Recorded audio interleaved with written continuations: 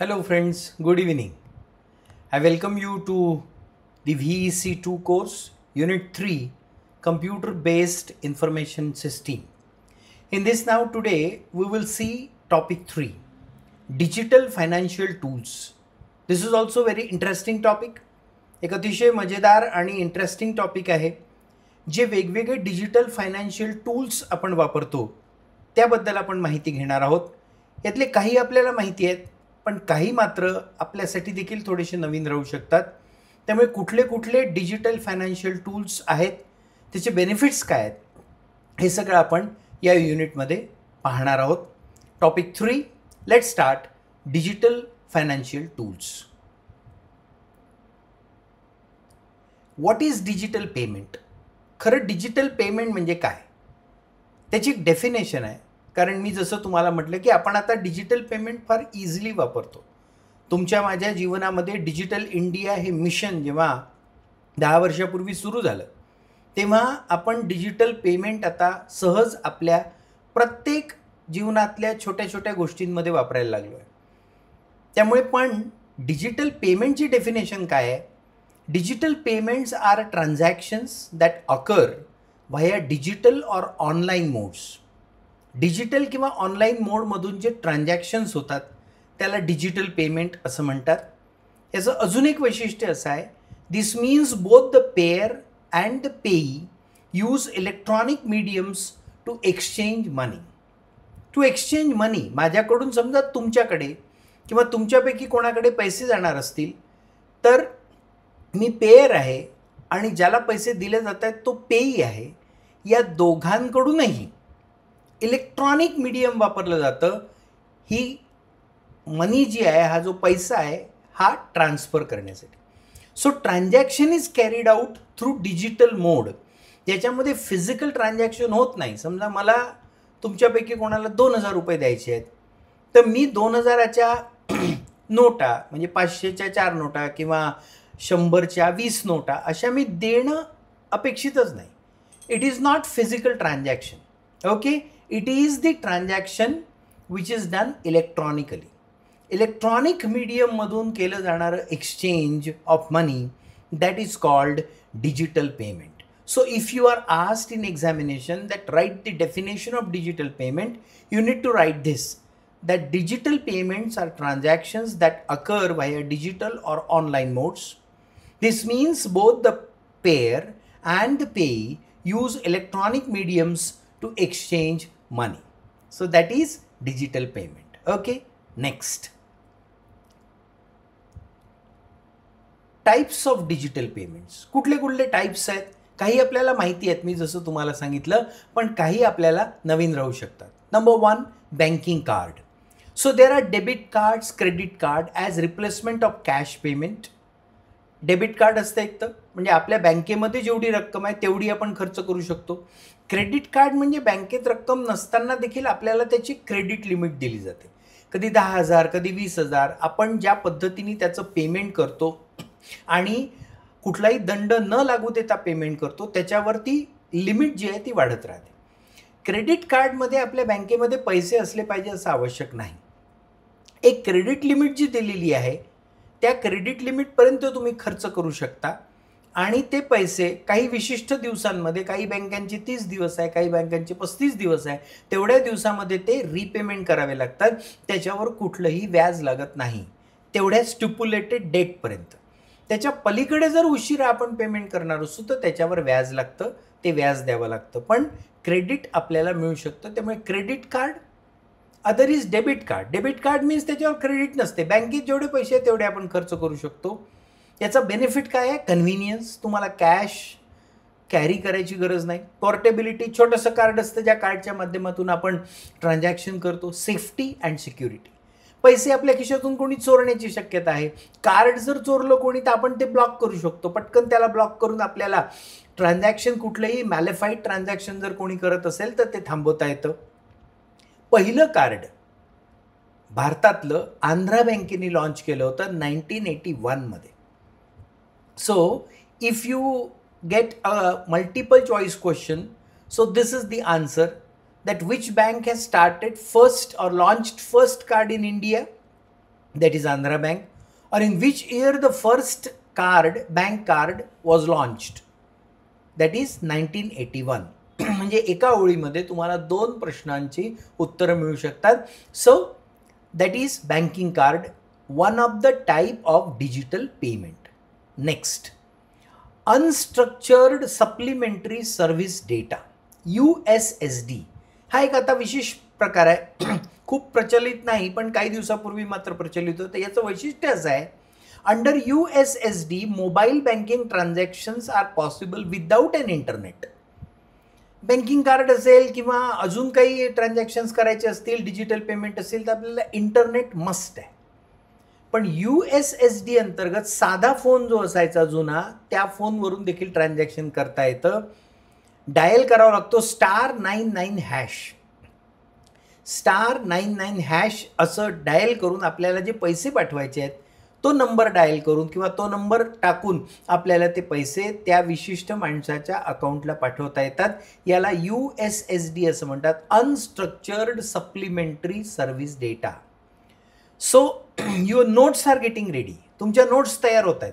जर तुम्हाला प्रश्न आला, long answer question that discuss types of digital payments, in that you need to write all these things. So prepare your notes accordingly.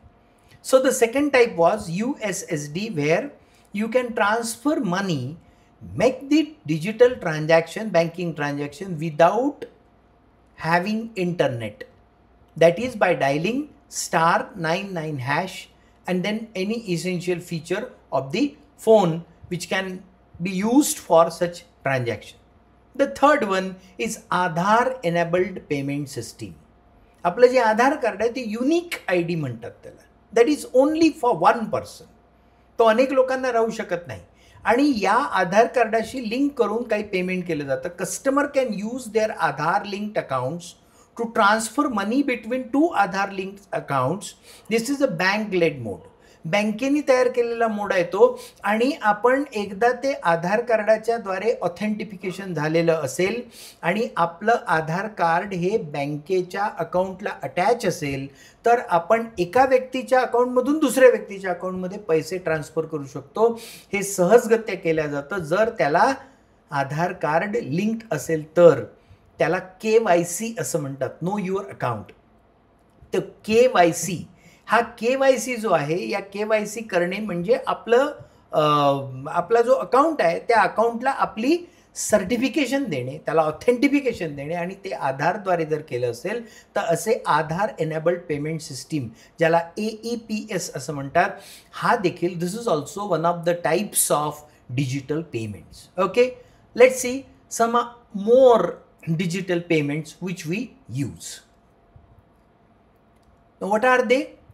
Unified payment interface, हे सगळ्यांना माहिती आहे, UPI. So under this culminates numerous bank accounts in to one single application. PhonePe असेल तर त्याला आपले जेवढे account आहेत तेवढे सगळे अटॅच होतात. अलाउइंग मनी ट्रान्सफर बिटवीन पार्टीज. आपण पार्टी असतं, जसं आपण पेमेंट करतो, आपण कुठे भाजी घ्यायला गेलो, आपण भाजी घेतल्यानंतर आपण पेमेंट करतो, तर तो जो आहे ज्याला आपण भाजीवाल्याला पेमेंट करतोय ती एक पार्टी आहे, आपण एक पार्टी आहे. असं 2 पार्टीमधलं ट्रान्झॅक्शन सक्सेसफुली केलं जातं. वेल डिफाईन्ड अँड स्टँडर्डाइज प्रोसेस याची आहे.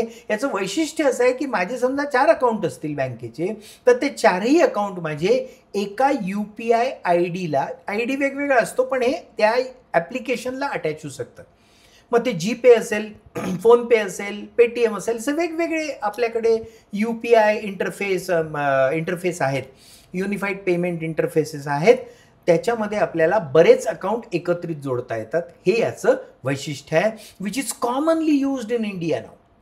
आणि ते इतकं सिक्युअर्ड आहे की अन्य देशाचे काही देशांमध्ये देखील याच्या वापरासंबंधी आता विचार सुरू होतोय. So this is really a very great thing for India that this unified payment interface, that is digital payment system, is very popular and everybody almost using it without any problem. If you have a mobile phone and internet, then you can use it so easily that just scan the QR code or just dial the mobile number and then you can pay the amount. So UPI is also very famous and nowadays used by almost all people. प्रत्येक जण याला वापरतो आहे, इतकं ते famous आहे. Next, mobile वॅलेट्स.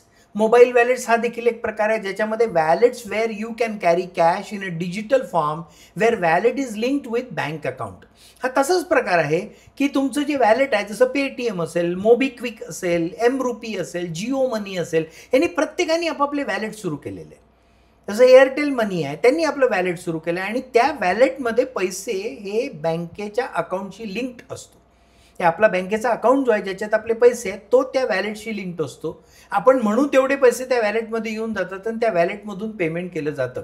जसं समजा एखाद्या फोन कंपनीचा फोन आपण घेतला आहे, फॉर एक्झाम्पल आपण जिओचा फोन आपल्याकडे, जिओ मनी हे एक वॅलेट आहे.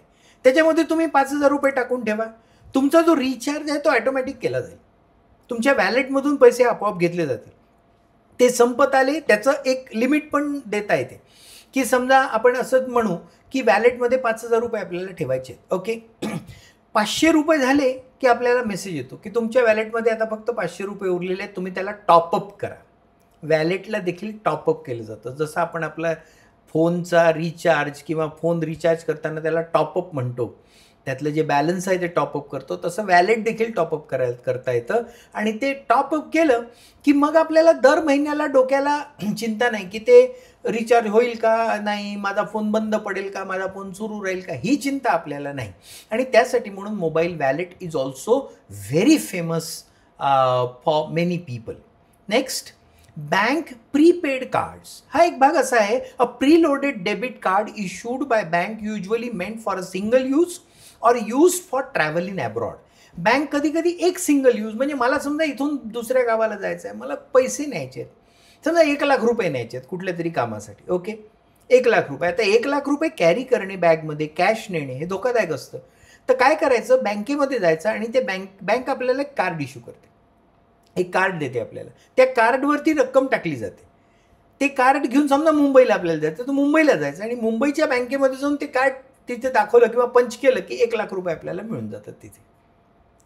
याला सिक्युरिटी आणि कन्व्हिनियन्ससाठी म्हणून वापरलं जातं, विशेषतः परदेशात जाताना. आपण परदेशात जाताना खूप सारी कॅश नेऊ शकत नाही किंवा परदेशामध्ये त्यांचं इकॉनॉमी वेगळी आहे, त्यांचा मोड ऑफ पेमेंट वेगळा आहे. जसं अमेरिकेत गेला तर डॉलर आहे, युरोपमध्ये गेलो तर युरो आहे. मग युरोची किंमत, त्याच्यापेक्षा करायचं काय की आपल्या कार्डवर पैसे टाकून घ्यायचे आणि ते कार्ड घेऊन जायचं. गंमत तुम्हाला मी सांगतो, इतकं छान टेक्नॉलॉजी सध्या डेव्हलप झाली आहे की समजा आपण उदाहरणादाखल मी तुम्हाला सांगतो की 80 रुपयाचा एक डॉलर आहे. ओके, म्हणजे आपण जर $5 खर्च केले अमेरिकेमध्ये तर आपले 400 रुपये जाणार. आपल्या कार्डमध्ये आपण रुपये टाकून ठेवायचे, आपली करन्सी जी आहे ती टाकून ठेवायची. तिथे गेल्यानंतर तुम्ही ते कार्ड पंच केल्याबरोबर आपले रुपये हे ॲटोमॅटिकली त्या दिवशीच्या डॉलरच्या प्राईजमध्ये कन्वर्ट होतात आणि तेवढे डिलीट होतात, तेवढे डेबिट होतात. हे ॲटोमॅटिक होतं. म्हणजे आपल्याला ते तिथे जायचं, मग ते पैसे तिथे विमानतळावर आपण द्यायचे, मग एक्सचेंज घ्यायचं, मग ते पैसे डॉलर्स घ्यायचे, रुपये द्यायचे, डॉलर घ्यायचे, हे जे आधी होतं ते आता पूर्णपणे बंद झालं आहे. आपल्याला आपल्या बँकेमध्ये पैसे टाकून ठेवायचे.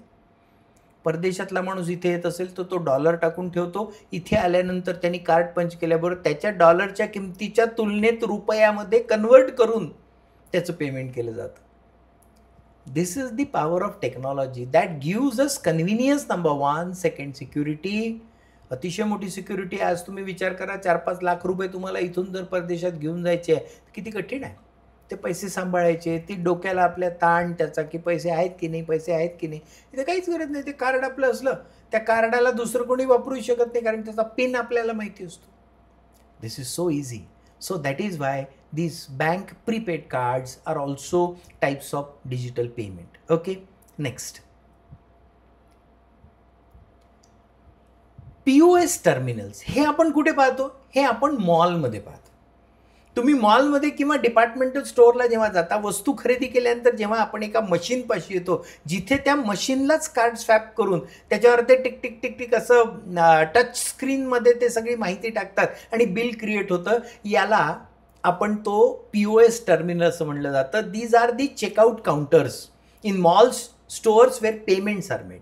आपण आपल्या वस्तू तिथे ठेवतो, ते स्कॅन करत जातात, त्या मशीनवर आपल्याला दिसत जातं, एक वस्तू ॲड होते, त्याची रक्कम दिसते आणि मग ते त्याच्यावर स्क्रीनवर टच करून आपली अमाऊंट तिथे देतात. शिल्लक पैसे जर मिळायचे असेल तर तो काउंटर ऑटोमॅटिक बाहेर येतो, तुम्ही पाहिलं असेल तर. त्याला तसं प्रोग्रॅम्ड आहे तो, की समजा 2025 रुपयाची वस्तू घेतल्या 2025 रुपयाच्या, आपण 2100 रुपये दिले. आता 2100 रुपये दिल्यानंतर 75 रुपये आपल्याला वापस द्यायचे आहे. तर ते 75 वापस देण्यासाठी जसं 75 परत असं क्लिक केल्याबरोबर तो काउंटर ऑटोमॅटिक उघडतो, कॅश काउंटर जो आहे तो, आणि त्याच्यातून 75 रुपये दिले तर तोपर्यंत तो उघडत नाही. ते जे काउंटर असतं, ते जे टर्मिनल आहे, त्याला POS टर्मिनल्स असं म्हणतात. आणि हा देखील एक डिजिटल पेमेंटचा अतिशय चांगला मार्ग आहे. त्यालाच बाजूनी कार्ड स्वॅप करण्याची जी पद्धत असते, किंवा त्याच्यावर QR कोड देखील येतो, जो आपण स्कॅन करून पेमेंट करू शकतो. अशा 2-3 पद्धती त्या POS टर्मिनलमध्ये वापरल्या जातात. ओके. देन इंटरनेट बँकिंग हा देखील एक अतिशय पॉप्युलर भाग आहे. ज्या ठिकाणी हे सगळं नाही आहे, तर कस्टमरला त्याचा लॉग इन ID आणि पासवर्ड दिला जातो, आणि मग इंटरनेट बँकिंग वाईड स्वरूपामध्ये, जसं मोबाईलच्या ॲप्लिकेशन जे असतं बँकेचं, त्याच्यामध्ये काही लिमिटेशन्स आहेत. तुम्ही सगळ्या गोष्टी त्याच्यावर करू शकत नाही. आता तर बऱ्यापैकी त्यांनी डेव्हलप केलेलं आहे, अपडेट केलं आहे. पण काही गोष्टी ह्या आपल्याला डिटेल्डमध्ये जर करायच्या असतील आणि कन्व्हिनियन्स थोडासा जास्त ठेवायचा असेल, तर मग इंटरनेट बँकिंग जे लॅपटॉपवर किंवा कम्प्युटरवर आपण करू शकतो. त्याचा पासवर्ड असतो, त्याचा लॉग इन ID असतो, त्याचा पासवर्ड असतो. आणि आता जवळपास सगळ्या बँकांनी one time password, security password पाठवणं चालू केलं. आपला मोबाईल नंबर हा अकाउंटशी लिंक केला जातो, आणि तुम्ही पासवर्ड टाकल्याबरोबर तो वन टाईम पासवर्ड येतो मोबाईल नंबरवर. तो टाकल्यानंतरच तुम्ही त्या इंटरनेट बँकिंगच्या आतमध्ये जाऊ शकता, अन्यथा जाता येत नाही.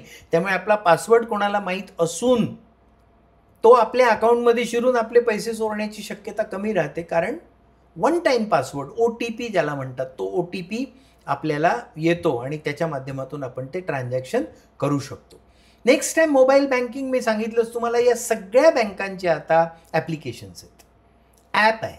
ते ॲप आपण डाउनलोड केलं की त्याच्यामधून मग आपल्याला पटकन पैसे पाठवणं शक्य होतं. आपण पेई जर रजिस्टर करून ठेवले असतील, तर आपल्याला प्रत्येक वेळी अकाउंट नंबर टाकणे वगैरे हे सगळं करायला नाही लागत. एकदा पेई रजिस्टर करायचा, त्याचे ते OTP येतात, ते OTP टाकून एकदा पेई रजिस्टर केला की त्यानंतर मग तुम्हाला ते काहीही मागत नाही. तुम्ही त्या पेईवर जायचं, त्याला पेमेंट करायचे, पैसे टाकायचे, कशासाठी पैसे पाठवताय ते रिझन टाकायचं, संपला विषय. त्यानंतर एक OTP येणार, तो OTP टाकल्याबरोबर तुमचे पैसे ताबडतोब त्या समोरच्या व्यक्तीच्या खात्यामध्ये जमा होतात. हे 3 प्रकारे केले जातात. एक IMPS आहे, इमिजिएट पेमेंट सर्व्हिस. इमिजिएट, ताबडतोब क्लिक केल्याबरोबर दुसऱ्या क्षणी समोरच्याच्या अकाउंटमध्ये पैसे जातात. एक NEFT प्रकार आहे. NEFT म्हणजे थोडी मोठी रक्कम असेल तर आपण NEFTच्या माध्यमातून ती पाठवतो, आणि खूप जास्त मोठी म्हणजे 5 लाख 10 लाख अशी रक्कम असेल तर त्याला RTGS असं म्हणतात. ही RTGS पद्धतीने मोठ्या रकमा पाठवल्या जातात. साधारण 1,50,000 ते 1 लाख रुपयापर्यंतची रक्कम असेल तर NEFT केलं जातं. आणि IMPS म्हणजे त्याला मर्यादा आहे. 2,000, 5,000, 10,000 आपण पटकन पाठवू शकतो. ह्या लिमिट्स कमी जास्त करता येतात, पण शक्यतो IMPS मध्ये 50,000च्या खालच्या रकमा पाठवल्या जातात, मोड जर म्हटला तर. NEFT जो आहे तो NEFT साधारण 1 लाख ते 2 लाखापर्यंत अंदाजे, वेगवेगळ्या बँकांचं वेगवेगळं असतं. आणि 5 लाख ते 10 लाख अशा ज्या मोठ्या रकमा आहेत त्या RTGSनी पाठवल्या जातात. अशा 3 प्रकारचे मोड आहेत जे मोबाईल बँकिंगमध्ये देखील ॲक्टिवेट होतात. मी जसं सांगितलं तसं इंटरनेट बँकिंगसारखंच आता मोबाईल बँकिंग देखील खूप चांगल्या पद्धतीने डेव्हलप केलेलं आहे. हे ॲप सतत युजर फ्रेंडली बनवलेले आहेत. अगदी 1 क्लिक पैसे पाठवण्याची सोय देखील त्याच्यामध्ये आहे. त्यामुळे असे ॲप्स देखील लोक वापरतात, आणि हा देखील एक अतिशय पॉप्युलर डिजिटल पेमेंटचा प्रकार आहे. Okay. Now we see benefits of digital payment. या डिजिटल पेमेंटचे बेनिफिट्स काय आहेत? आपल्याला प्रश्न विचारला जाऊ शकतो आणि त्याचं उत्तर आपल्याला लिहायचं आहे. काही बेनिफिट्स आपल्याला माहिती आहेत, पण काही आपल्याला माहीत नाही, ते देखील समजून घेऊ. आणि प्रश्नाचं उत्तर लिहिण्याच्या दृष्टीने पुन्हा हे महत्त्वाचं की हे समजून घेणं आवश्यक आहे. What are the benefits? Number 1, faster payment, अतिशय ताबडतोब. जुन्या काळामध्ये बँकेमध्ये जाऊन तो चेक लिहावा लागायचा, मग ते पेमेंट व्हायचं, मग 2 किंवा 3 दिवसांनी पैसे जमा व्हायचे, त्याच्यासाठी बँकेत जाऊन रांगेत लागावं लागायचं. आता तसं नाही. तुम्ही 1 क्लिक तुमच्या मोबाईलवर आपण ट्रान्झॅक्शन करून ताबडतोब पेमेंट, फास्ट पेमेंट ट्रान्सफर करू शकतो. हा सगळ्यात मोठा बेनिफिट डिजिटल पेमेंटचा आहे. दुसरा आहे कन्व्हिनियन्स. सोय किती झाली आपली. आज बँकेमध्ये जाऊन आपण हे सगळं काम करणार. आता सोय झाली, पटापट पटापट. दुकानदार देखील असेल तर त्याला रोजचा गल्ला जो त्याच्याकडे जमा होतो, पैसे जमा होतात, he needs to deposit it to the bank. Go to the bank and deposit the money. मग त्याच्यात पैसे चोरी जाण्याची भीती. अनेक वेळा आपण पाहतो पेट्रोल पंपावर जे पैसे येतात ते पैसे कोणीतरी पेट्रोल पंपावरून पेट्रोल पंपाचा मालक घरी जाताना त्याची बॅग कोणीतरी उडवून नेली, अशा बातम्या पेपरला यायच्या. आता ती गरजच नाही. You just scan and the amount is directly deposited to his bank. No need to carry cash. So convenience is important. Security मी सांगितलं, सिक्युरिटी आहे, मोठी सिक्युरिटी आहे. आज पेट्रोल पंपावर किती पैसा जमा होतो? जुन्या काळामध्ये पेट्रोल पंपावर लाख रुपये जमा व्हायचे. दिवसभराला काही पेट्रोल पंप तर इतके प्रचंड चालतात की 10 लाख रुपये कॅश जमा होते. मग 10 लाखाची कॅश पेटीत भरून बँकेत न्यायची आणि ती जमा करायची. याच्यामध्ये धोका किती जास्त होतो. रोज ती बॅग नेणारा माणूस लोकांना माहिती, तर ती सिक्युअरली गेली पाहिजे. मग कोणी समजा 4 लोकांनी अटॅक केला आणि ती बॅगच पळवली, 10 लाख रुपये गेले. आता तसं होतच नाही. ऑनलाईन ट्रान्झॅक्शन खतम. सो सिक्युरिटी इज ॲट पार. एफिशियन्सी, याच्यामध्ये एफिशियन्सी आहे. आपले पैसे ट्रान्सफर झाले की मेसेज येतो आपल्याला, ताबडतोब आपल्याला कळू शकतं. मेल पण येतो, मेसेज पण येतो आणि ॲपवर पण दिसतं. किती पैसे गेले हे कळतं, किती राहिले हे पण कळतं. ज्याला आले आहेत त्यालाही मेसेज येतो, त्यालाही मेल येतो. वेगवेगळ्या प्रकारे इन्फॉर्मेशन मिळते आणि त्याच्यामुळे एफिशियन्सी त्याची वाढलेली आहे. रिड्यूस्ड कॉस्ट, आपला कॉस्ट किती कमी झाली. आज मला सांगा, मी पुन्हा तेच उदाहरण देईन तुम्हाला की पेट्रोल पंपावर 10 लाख रुपये जमा झाले आणि ते जर गाडीत टाकून न्यायचे तर 2 सिक्युरिटी गार्ड, त्यांचा पगार, त्या गाडीचं पेट्रोल, बँकेमध्ये जायचं तेवढा वेळ लागणार. किती मोठी कॉस्ट इन्व्हॉल्व होत होती. आता काहीच कॉस्ट नाही आहे. त्या नेट बँकिंगचे आपल्याला काही थोडेफार पैसे भरावे लागतात आणि त्याच्यामुळे हे सगळं सोयीचं होतं. 5 लाख रुपये जर ट्रान्सफर करायचे असतील तर जास्तीत जास्त 100 रुपये लागतात. 100 रुपयामध्ये आपण 5 लाख रुपये ट्रान्सफर करू शकतो without any risk. That is important. User friendly आहे. मी जसं म्हणलं तसं एकदा ते सगळं समजून घेतलं आणि एकदा जर पे रजिस्टर करून घेतले, जसं मला कोणाला पैसे पाठवावे लागतात, दर महिन्याला RDचे पैसे माझ्या एका मित्राला पाठवावे लागतात. मला प्रत्येक महिन्यामध्ये त्याचा अकाउंट नंबर, त्याचा मोबाईल नंबर टाकण्याची गरज नाही. मी तो पेई म्हणून त्याला रजिस्टर करून ठेवलेला आहे. बस एक क्लिक, आदल्या महिन्यात पाठवलेले पैसे ऑलरेडी तिथे येतात. त्यानंतर पुन्हा एक क्लिक, OTP येतो, तो OTP टाकायचा, तिथे पुन्हा एक क्लिक, 3 क्लिकमध्ये ते पैसे चालले जातात. इतकं सोपं आहे ते, युजर फ्रेंडली, कोणालाही वापरता येतं. त्याचे आता रिजनल लँग्वेजचे व्हर्जन देखील आले आहेत. म्हणजे इंग्लिशच आलं पाहिजे असं आवश्यक नाही. It is not necessary that you should know English. Marathi version, Telugu version, Tamil version, Bengali version, all versions are available. You just click on it and select the language, then it provides all information in the language in which you speak and it is so easy. That is called user friendly. Then record. Yes. मी मागच्याही एका एपिसोडमध्ये तुम्हाला सांगितलं, आजपासून 15 वर्षापूर्वी मी जर कोणाला 10,000 रुपये पाठवले असेल तर त्याचा रेकॉर्ड आहे. कोणत्या तारखेला किती वाजता मी ते पैसे पाठवले, दॅट रेकॉर्ड इज मेंटेन. गेल्या 3 महिन्याचं मला माझं ट्रान्झॅक्शन बँकेचं माहीत करून घ्यायचं आहे. एका मिनिटात, एका सेकंदात स्टेटमेंटवर जायचं, क्लिक करायचं, टाईम पिरियड सिलेक्ट करायचा, या महिन्यापासून या महिन्यापर्यंत ताबडतोब PDF डाउनलोड होते. काहीही प्रॉब्लेम नाही. आणि तुम्ही पाहू शकता तुम्ही कोणाकोणाला पैसे दिले, कधी दिले, कोणता चेक दिला, कोणता कॅश झाला, कोणता नाही झाला. Every information, every record is available. So record keeping. नाहीतर ते बँकेचे पासबुक ठेवावं लागायचे, ते हरवायचे. आता काहीच हरवत नाही. Everything is available. आणि तुमचा फोन जरी खराब झाला आणि दुसरा फोन घेतला, पुन्हा तुम्ही लॉग इन केलं की तुमचा सगळा रेकॉर्ड त्याच्यावर अवेलेबल राहतो. That is a benefit. Customer oriented, याच्यामध्ये कस्टमरला बेनिफिट आहे. डिजिटल पेमेंटमध्ये कस्टमर सेंटरला आहे. बँकांना तर खूप सारं आपल्या तिथे सिस्टीममध्ये करावं लागतं. कम्प्युटर्स आणि कम्प्युटर इंजिनियर्स लागतात, त्यांची ती सिस्टीम उभी करावी लागते, त्यांचे ॲप डेव्हलप करावे लागतात. पण कस्टमर ओरिएंटेड आहे. हॅपी कोण होतं याच्यामध्ये? कस्टमर. बँकेचा कस्टमर हॅपी आहे कारण त्याचं काम पटापट होते आहे, सोयी सुविधा झाल्या. कस्टमर मॅनेजमेंट हा देखील भाग आहे. Customer management is an important thing. Boost revenue, याच्यामुळे पैसा वाढतो ना. लोक जास्त प्रमाणात बँकेचा वापर करतात. कन्व्हिनियन्स आला की लोक त्याचा वापर, आता UPI एवढ्या मोठ्या प्रमाणात UPI वापरला तर, फोनपे वापरला तर, GPay वापरलं जातं. बँकेचे ट्रान्झॅक्शन किती वाढले. सामान्य माणूस बँकेचं ट्रान्झॅक्शन आता करायला लागलेलं आहे. अगदी पाणीपुरी खाल्ली तरी देखील तिथे QR कोड आहे. याच्या आधी पाणीपुरीवाल्याचा बँकेचा अकाउंटही नव्हता खरं तर. आता त्याचाही अकाउंट आहे. तो याच्यासाठी की त्याच्या लक्षात आलं की हे किती कन्व्हिनियंट आहे. Low risk. रिस्क आहे पण खूप कमी, खूप कमी. कधी कधी होतं पैसे चोरले किंवा काही झालं, पण त्याच्यात आपला फॉल्ट असतो. पुढच्या युनिटमध्ये आपण ते शिकणार आहोत. सायबर सिक्युरिटीमध्ये आपण काय चुका करतो. आपण जर चुका केल्या नाही ना तर याच्यामध्ये रिस्क नाही. आणि पैसे जर चुकून कटले असतील किंवा गेले असतील तर ते पुन्हा 24 तासात परत येतात. कधी कधी असं होतं, आपण रेल्वेचं रिझर्वेशन करतोय किंवा बँकेचं काही ट्रान्झॅक्शन करतोय आणि मध्येच इंटरनेटची कनेक्टिव्हिटी जर राहिली नाही तर ट्रान्झॅक्शन फेल्ड असं लिहून येतं. पण 24 तासामध्ये त्याचं मेकॅनिझम असतंच आहे. 24 तासामध्ये ते पैसे पुन्हा बँकेच्या खात्यामध्ये आपल्या परत येतात. So there is low risk, very low risk. And finally anywhere any time. Internet पाहिजे फक्त. कुठेही कधीही रात्री 2 वाजता 3 वाजता 4 वाजता तुम्हाला जर अर्जंटली पैसे पाठवायचे असतील तर तुम्ही ताबडतोब ट्रान्सफर करू शकता. तुम्हाला बँक उघडायची वाट बघण्याची गरज नाही. That is the biggest benefit of digital payment and that we need to see it carefully. असा सगळा हा डिजिटल पेमेंटचा भाग आहे जो आपण या एपिसोडमध्ये शिकला. So in this episode we have seen digital payment, how and which digital payments are important that we have seen, and also what are the benefits of digital payment. Digital payment चे benefits काय हे आपण पाहिले. इथे आपला तिसरा topic संपतोय. Okay, आता आपण टॉपिक 4 कडे जाणार आहोत. आपलं युनिट 3 सुरू आहे. त्याच्यामधला टॉपिक 4 सायबर सिक्युरिटी पार्ट 1. अतिशय महत्त्वाचा हा भाग आहे.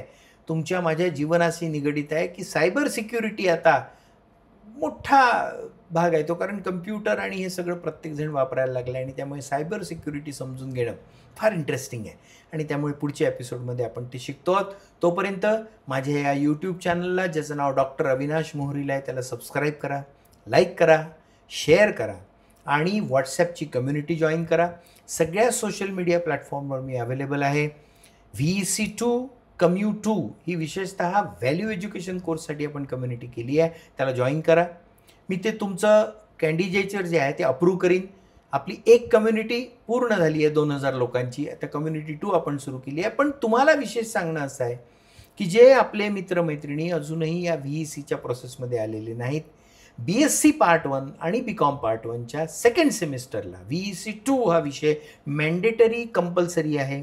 त्याला शिकायचं असल्यास आपल्या मित्रमैत्रिणींना जरूर सांगा आणि त्यांना या प्रोसेसमध्ये आणा, जेणेकरून त्यांना देखील या व्हिडिओचा, या एज्युकेशनचा फायदा होईल आणि त्यांचा देखील हा नॉलेज डोमेन वाढेल. आपण या कोर्सच्या माध्यमातून नॉलेज डोमेन वाढवतोय, तो नॉलेज डोमेन वाढेल. त्यामुळे त्यांना देखील सांगा. पुढच्या एपिसोडमध्ये आपण भेटूयात cyber security part 1 topic 4. Okay, till then bye bye, take good care.